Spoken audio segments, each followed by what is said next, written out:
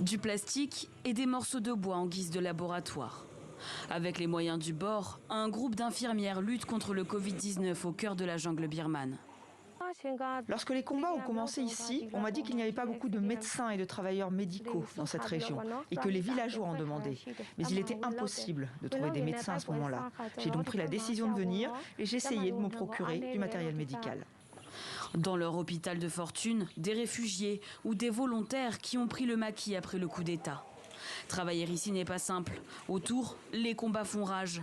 Le matériel et les médicaments manquent, peu ou pas de bouteilles d'oxygène et du matériel de protection qu'il faut économiser. Nous risquons nos vies. Les militaires fouillent tout le monde à leur point de contrôle et arrêtent les personnes qui transportent des médicaments.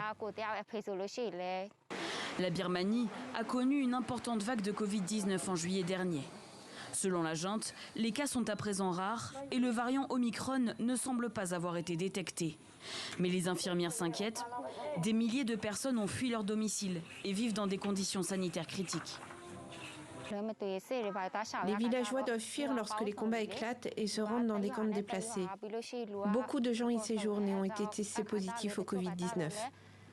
Leur tâche est d'autant plus complexe que selon un rapport de l'ONG Human Rights Watch, les militaires ont bloqué l'acheminement de l'aide humanitaire et des fournitures médicales dans les régions où la résistance au régime militaire est forte.